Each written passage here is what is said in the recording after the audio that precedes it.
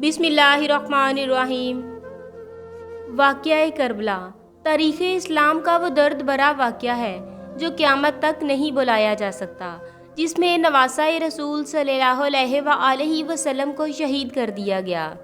یزید خلیفہ کے مسند پر براجمان ہو چکا تھا۔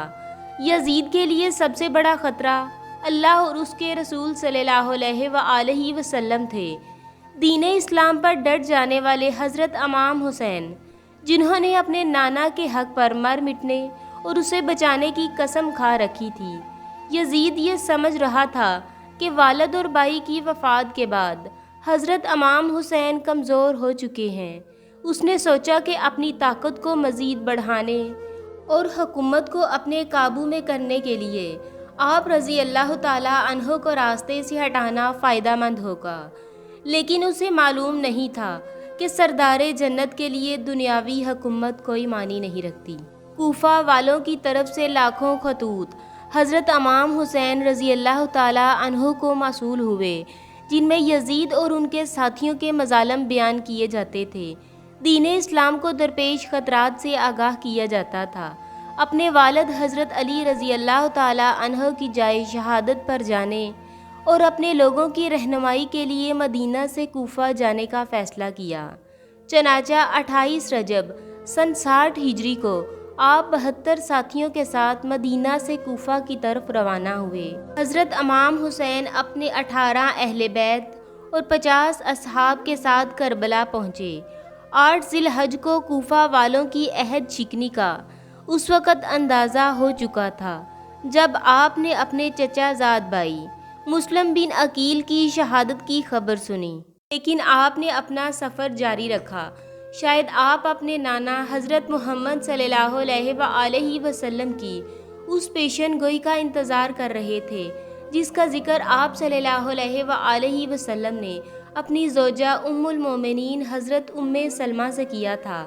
بخاری شریف کی روایت کے مطابق آپ نے ام سلمہ کو مٹی دی اور کہا، یہ کربلا کی مٹی ہے، جب یہ سرخ ہو جائے تو سمجھ جانا کہ میرے جگر کا گوشہ حسین ابن علی کو شہید کر دیا گیا ہے۔ حضرت امام حسین اپنے اہل بیت کے ہمراہ 2 محرم الحرام سن 61 ہجری کو کربلا پہنچے۔ بعض روایات میں آتا ہے کہ جب آپ کی سواری کربلا کے ریگستان پر پہنچی تو آپ کے گھوڑے پر عجیب سی کیفیت طاری تھی، جیسے وہ آپ کو لے کر دور بھاگنا چاہتا ہو۔ آپ نے پوچھا، یہ کون سا مقام ہے؟ تو معلوم ہوا یہ سرزمین کربلا ہے۔ آپ رضی اللہ تعالیٰ عنہ نے ارشاد فرمایا، قافلوں کو یہیں روک دیا جائے، ہم یہیں پر قیام فرمائیں گے۔ اصحاب نے آپ کے حکم کی تعمیل کی اور کربلا کے ریگستان میں خیمے لگا دیے گئے۔ آپ نے اللہ سے دعا کی کہ اے اللہ، میرے نانا کے دین کی حفاظت فرما اور اسے زندہ اور آباد رکھ۔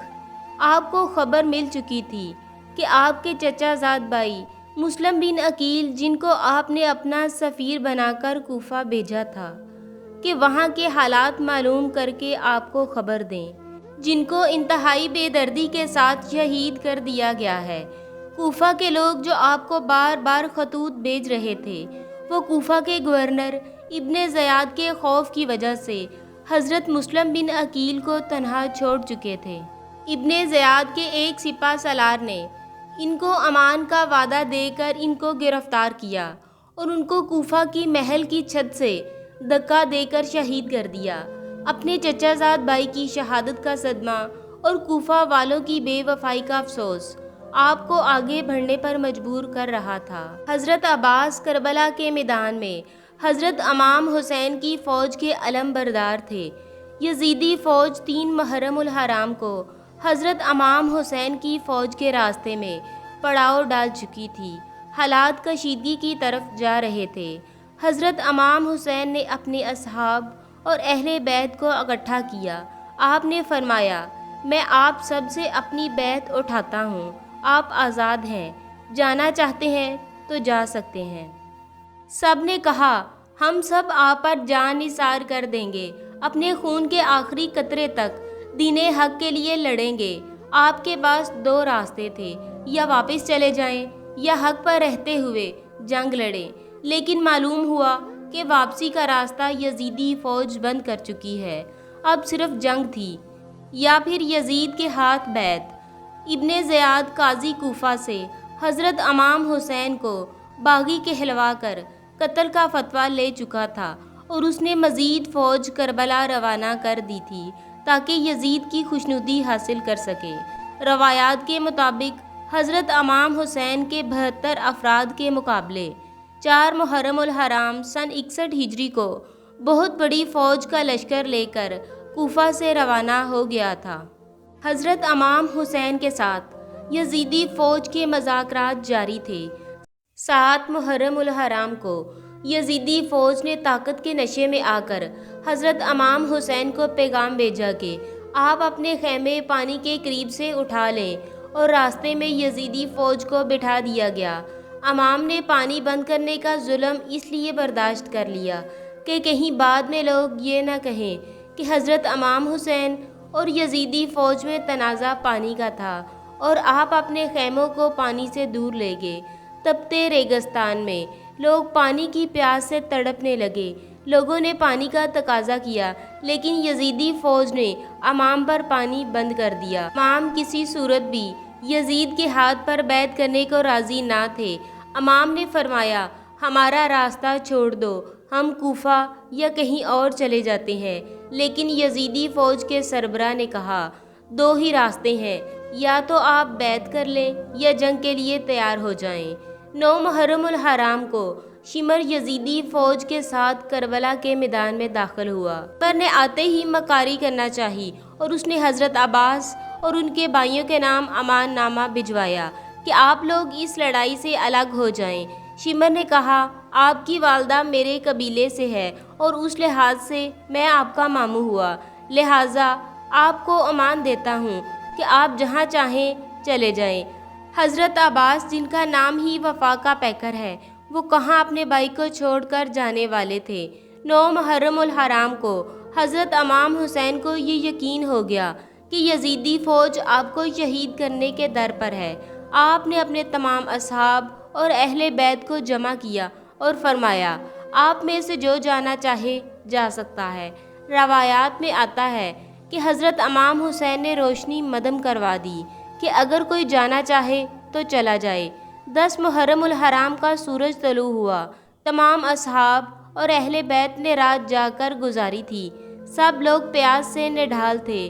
7 محرم کی شام کو حضرت امام حسین کے حکم سے حضرت عباس اپنے چند افراد کے ساتھ یزیدی فوج کو دھکیلتے ہوئے فرات سے پانی کا مشکیزہ بھر کر لائے تھے، لیکن 10 محرم کو فوج کئی گنا بڑھ چکی تھی۔